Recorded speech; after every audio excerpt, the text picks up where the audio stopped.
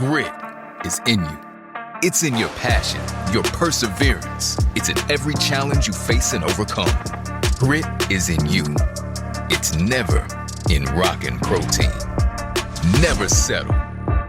Hey, it's Ryan Reynolds here from Mint Mobile. Now, I was looking for fun ways to tell you that Mint's offer of unlimited premium wireless for $15 a month is back. So I thought it would be fun if we made $15 bills. But it turns out that's very illegal. So there goes my big idea for the commercial. Give it a try at mintmobile.com/switch. Upfront payment of $45 for 3-month plan, equivalent to $15 per month required. New customer offer for first 3 months only. Speed slow after 35 gigabytes if network's busy. Taxes and fees extra. See mintmobile.com. This message is sponsored by Greenlight. With school out, summer is the perfect time to teach our kids real-world money skills they'll use forever. Greenlight is a debit card and the #1 family finance and safety app used by millions of families, helping kids learn how to save, invest, and spend wisely. Parents can send their kids money and track their spending and saving, while kids build money confidence and skills in fun ways. Start your risk-free Greenlight trial today at greenlight.com/Spotify. That's greenlight.com/Spotify. This episode is brought to you by Polestar.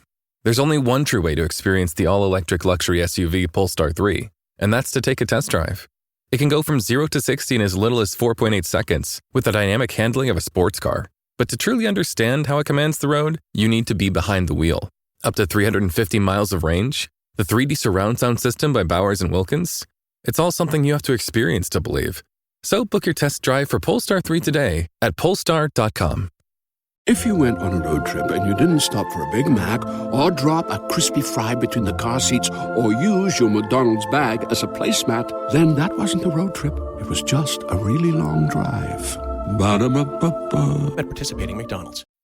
Hey, business owners, we know you know the importance of maximizing every dollar. With the Delta SkyMiles Reserve Business American Express card, you can make your expenses work just as hard as you. From afternoon coffee runs to stocking office supplies and even team dinners, you can earn miles on all your business expenses. Plus, you can earn 110,000 bonus miles for a limited time through July 16th. The Delta SkyMiles Reserve Business Card. If you travel, you know.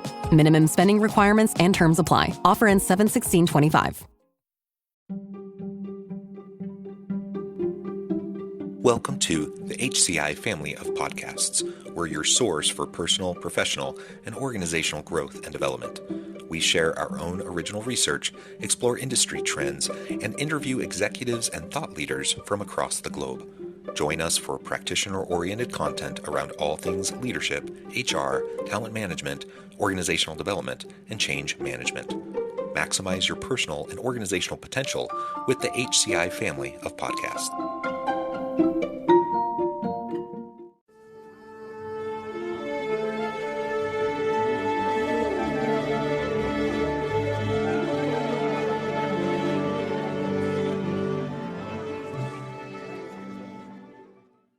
Elaine Pulakos, welcome to the conversation today.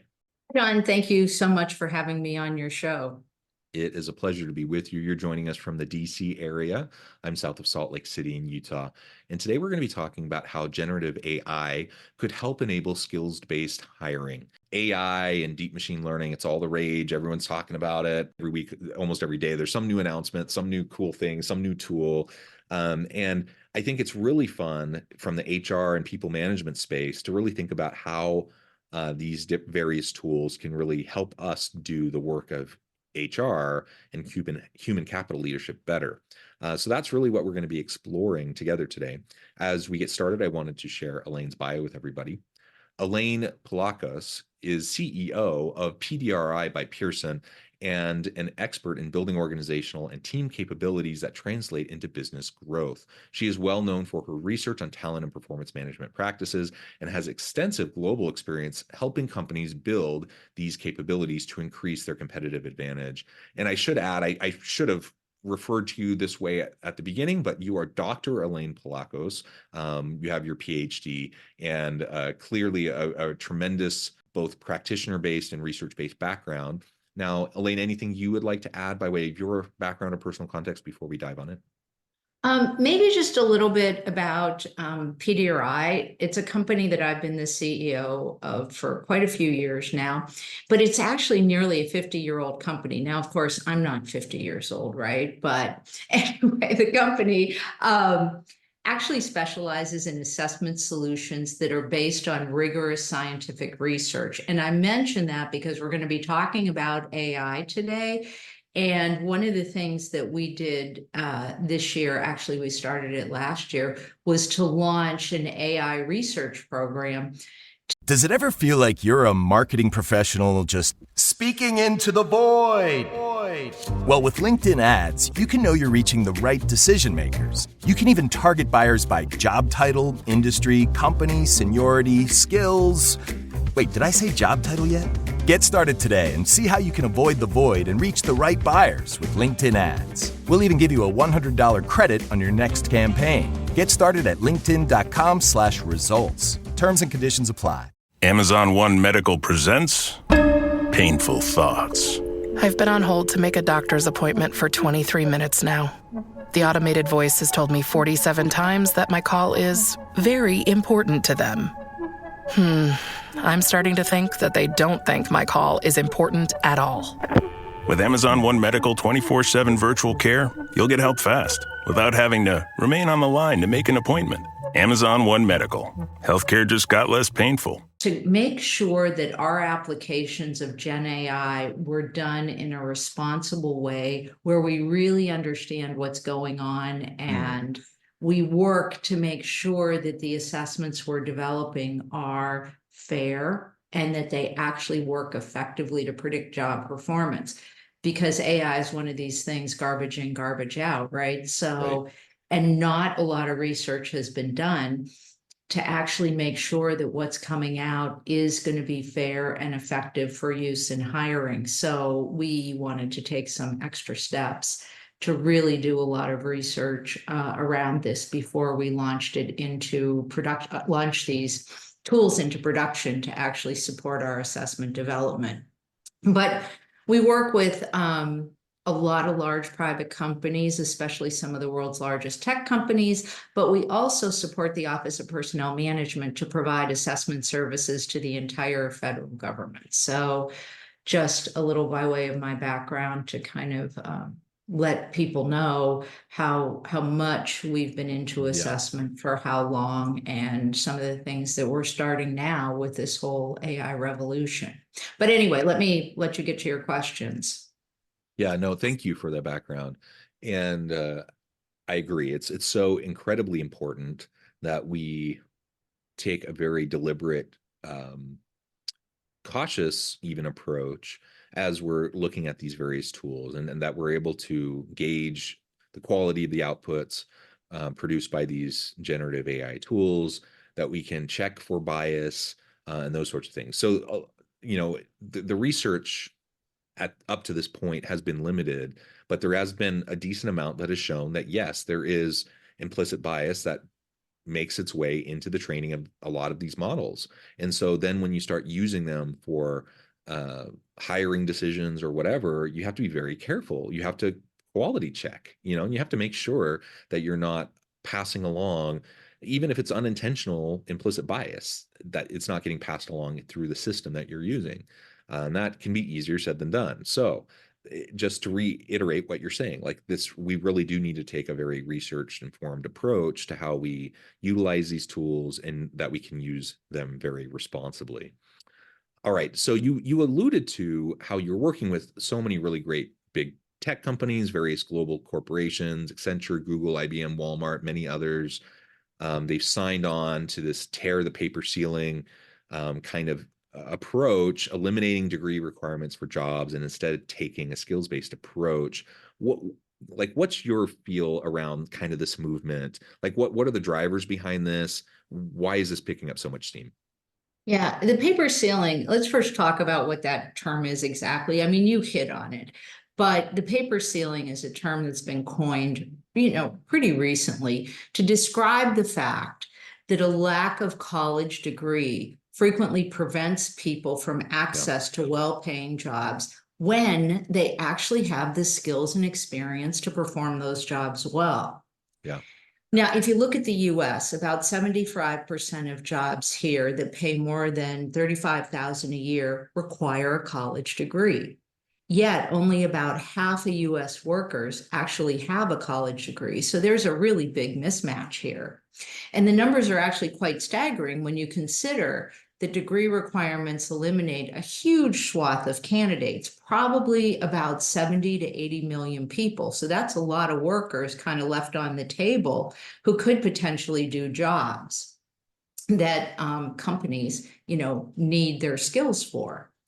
So there's kind of two issues here. One is we're denying access to job seekers who have the skills to perform well, and that's unfair to them. But it also does create problems for employers who are facing tight labor markets and having difficulty finding the skills they need. Now, a lot of people think with so many recent layoffs at large tech companies, maybe these skills shortages are no longer a problem. But the reality is that they are. About half of companies say that recruiting talent with the right skills remains a major challenge today. And one way we can address this is by digging deeper into the talent pool to identify those workers who actually have the skills to perform, even though they don't have a degree.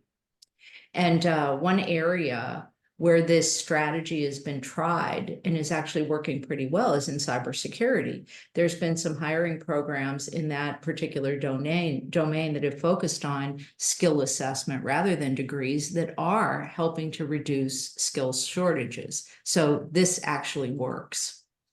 A couple other points I'll make quickly. There's kind of an irony, which is that many hiring managers actually are looking for college-educated workers. But when these people get to the job, they don't actually perform as well as expected. So managers end up disappointed, right? Now, why is that happening? And if you think about it, we're actually making assumptions about what skills people have just because they have a college degree. Whether we know this or not, and you talk about biases, that's a type of bias. It's one of our assumptions going in. And we also assume that if you have a degree from certain highbrow schools, that you're going to be a better performer than somebody who goes to like a state university. Well, there's been research on this, in fact, a lot of it. And the research has shown that these inferences simply don't pan out.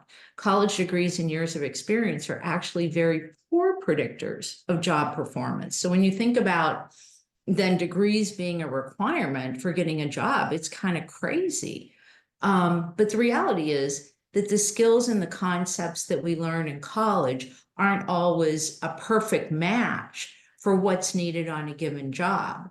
So you have to ask yourself, rather than make assumptions about what skills people have based on them having a degree or where their degree came from, why not just assess people's skills directly that are most critical for the job in question so that you actually know what you're getting before they show up? So all of this stuff, including the fact that if you focus on skills, you actually give candidates from more diverse backgrounds a chance to compete for jobs rather than, based on capabilities rather than having a degree. That also opens up opportunities for them. So I just went through a whole host of reasons, basically, why there's interest in breaking through the paper ceilings. And as a result of all of these factors, fairness to candidates, lack of skills, employers having problems finding the skills they need, being more fair to candidates, this mismatch between education and actually good performers on the job, all of those reasons have led to an increased interest in breaking through the paper ceiling. And so we've seen major employers and state governments beginning to drop degree requirements. In 2002, the companies you mentioned, nearly 50 major companies in all, signed on to raise awareness about skills-based hiring and actually initiated efforts to remove their degree requirements. So this is where we're at today. Kind of a long answer, right, John? But there were a lot of things that really led to this happening. Yeah. So much there that you shared that I think is so important for everyone to understand. And this is coming from two PhDs. We're both PhDs. We both believe in the power of higher education. I'm a university professor. I think higher education is super important. I'm going to encourage my kids to get college degrees, etc. But all of that said, the reality is I 100% believe in skills-based hiring.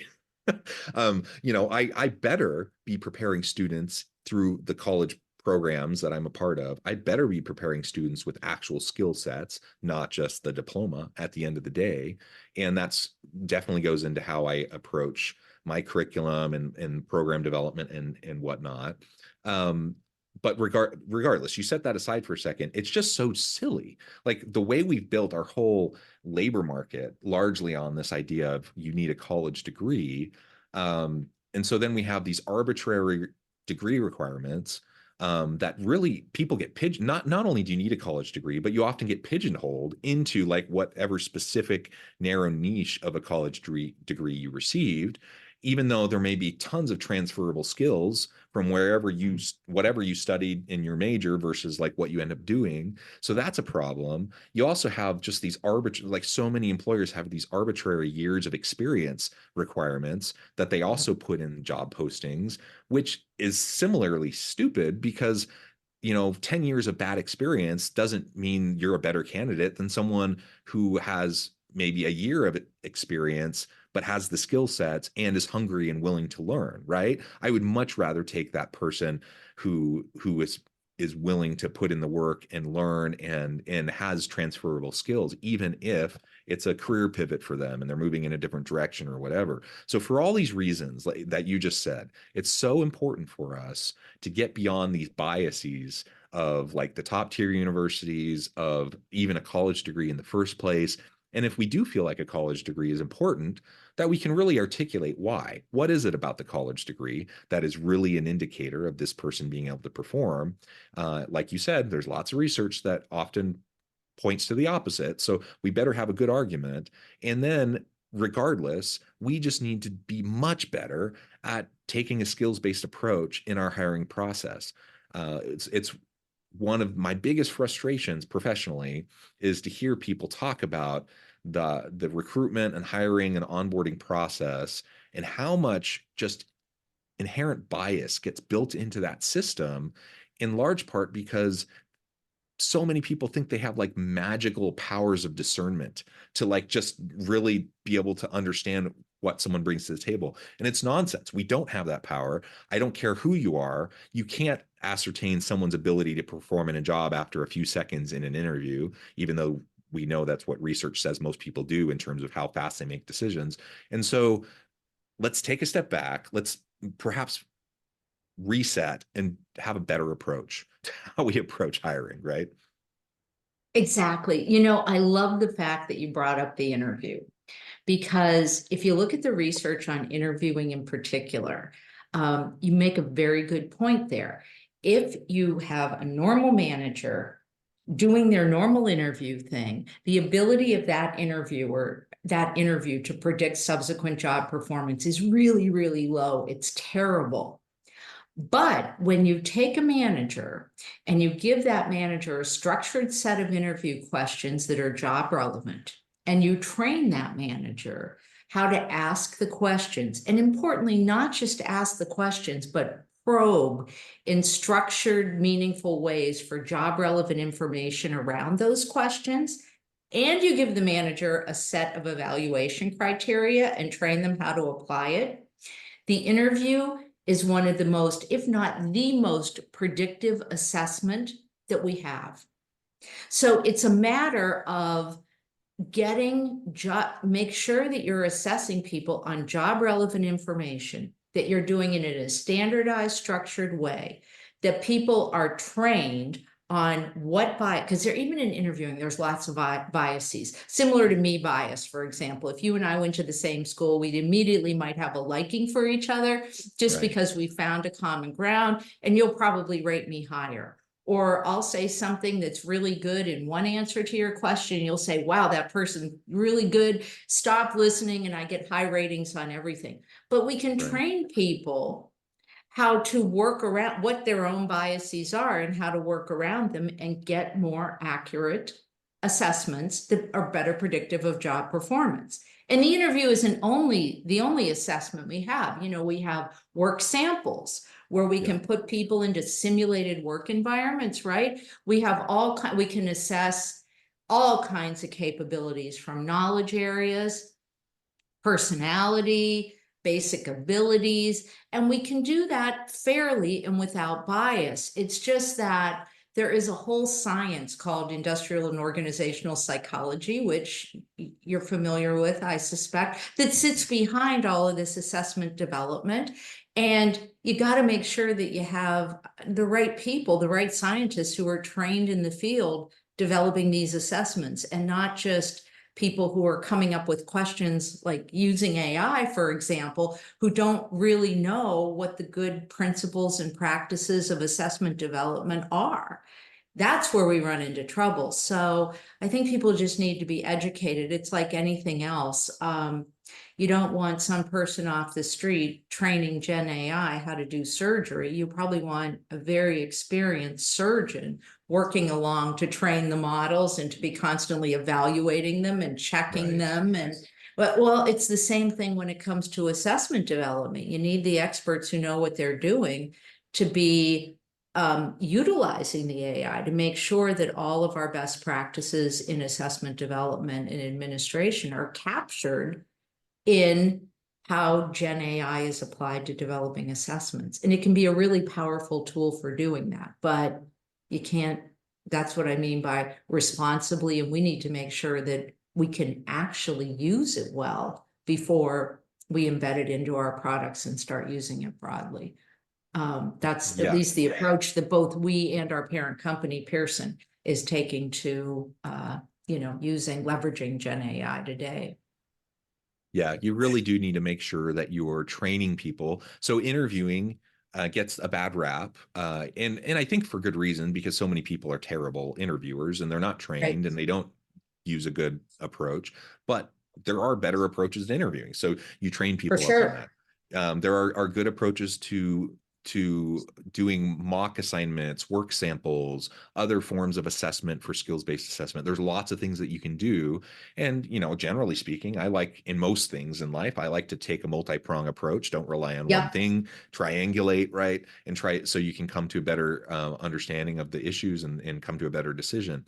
Maybe in the final few minutes we have together, let's talk a little bit more explicitly about the role of AI. What role it's playing in enabling skills-based hiring and maybe new and creative ways that we haven't had the capabilities for in the past. Yeah, I think there are a lot of potential applications of AI to assessment, and we're looking at kind of all of them, I will say, because we're not quite sure which are going to pan out more or less. But let's say that we're trying to assess certain technical skills. Well, certainly AI can help generate questions to assess technical skills and response options. So if in a multiple choice kind of format, can do that. We have algorithm. This is very simple. You score your tests and you rack and stack people, and that's already done in an automated way. So that's kind of check the box on that one. But this issue of item development is an important one. And we, in fact, just did a study where we pitted human developed items, and these were more knowledge type items, skill type items, and I'll differentiate those from more, let's say, enduring capabilities, which I'll talk about in a minute. But let's just assume we have a knowledge test. So we had GenAI generate items for us, and we had humans generate items. And then we subjected them to a comparison on a number of different criteria. Some of them were psychometric criteria, some of them were human rated criteria, just, what's the clarity of the item and those sorts of things. And in our research, the GenAI items actually did better than the human-generated items. So we're anxious to publish this because we did a pretty rigorous, apples to apples evaluation on it. And I will say, we were a little surprised, maybe a little worried about our jobs, but it does appear that, yeah, we can get a lot of help with item development. Our parent company, Pearson, also has a tool called Item Assist that is similarly helping generate test items. Again, it's not in broad use in production yet because we're still doing the research to make sure we can get this all right. In the area of work simulations, I've been amazed, and we've also been experimenting with how easily we can create, very immersive situations that we can put people in that mirror the job, and then they can respond in high fidelity ways to these situations the way that, they would very naturally on a job. And what we know is that work sample assessments like this are one of the best predictors we have of job performance because they actually make you do the job in a little confined snippet. The problem with normally using these is it takes a lot of money and a lot of time to develop these immersive simulations. Well, one of the guys on our AI research team last week got a hold of one new tool that does video, and he put in a few prompts, and before you know it, we had an immersive assessment that looked pretty darn good. Again, scarily good. But the trick there, and I think we need to do a lot more work here, is you have to be careful in how you construct the scenario to elicit certain responses for, let's say, the competencies you're trying to assess. So it can't just be done completely on the fly randomly. But then you also need rating criteria. So what does good look like? What's a really good response? What's a medium response? What's a low response? And getting, the full AI Monty, so to speak, you would want all of that to be automatically evaluated, applying the rating criteria consistently, accurately, without bias. So that's a little trickier, right? Yeah. And when you're in an immersive job situation, you may also, if you have a simulated role play, for example, you might need someone to probe to get more information. Well, again, what are the right probes that would be different for each person, but would create an equally fair test for everyone who's taking the assessment, right? So this, again, a lot of promise for AI, but I think we need to tread lightly and make sure that the tests we're developing with AI are as good as the ones that we develop as test developers. Now, from what I've seen so far, maybe we can get there, but we're not there yet. So the position we're taking is more research. Let's make sure we're really embedding the best practices, and let's do this responsibly. Because it's so easy to put stuff out now that could be a poor assessment, and then it's no better than using nothing. But I will say, when we're talking about skills-based hiring, because there are so many different skills that you might want to hire for, it is important to be able to have a way to scale that. And I think GenAI offers the promise of being able to do that. But we need to do it carefully and with the right amount of research behind it. And enough times we really know what we're doing, and we can stand behind the fairness and the efficacy of the assessments. So I just can't stress the importance of that, because they all look so good. The stuff that AI develops, that you can become, I guess, enamored with that and forget about the fact that it may not work and the research isn't done to prove that it does work the way you need it to. Yeah, it's a bit of a black box. We need to really unpack it. We need to better understand really what's happening and just to have more confidence in it. But you've explained, I think, really well the value of skills-based hiring and some of the ways that we can leverage a variety of approaches, including leveraging Gen AI to help us to do that more efficiently, to do that more effectively. So I'm really excited to see how things continue to develop in the near future. I mean, things have improved so much just in the last year and a half.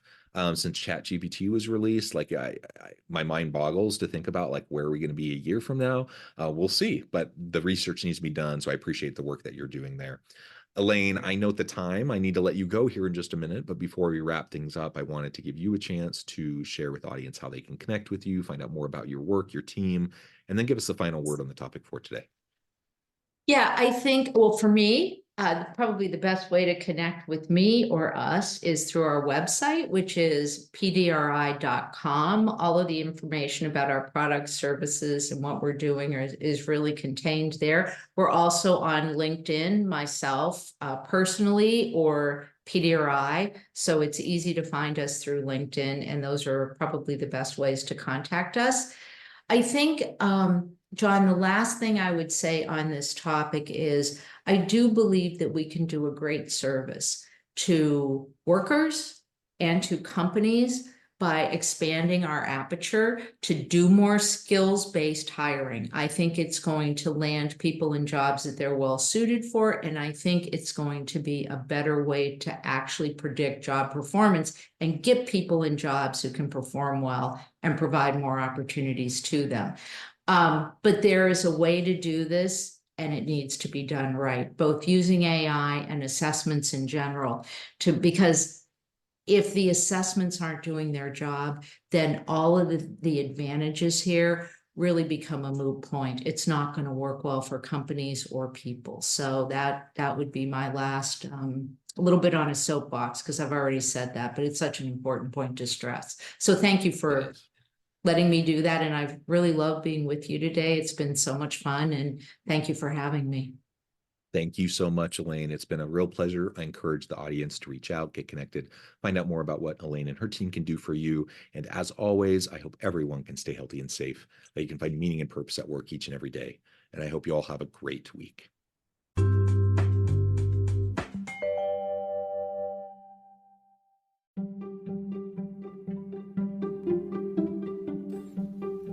Thanks for joining us for this episode of the podcast. We hope you stay healthy and safe, and please join us again soon.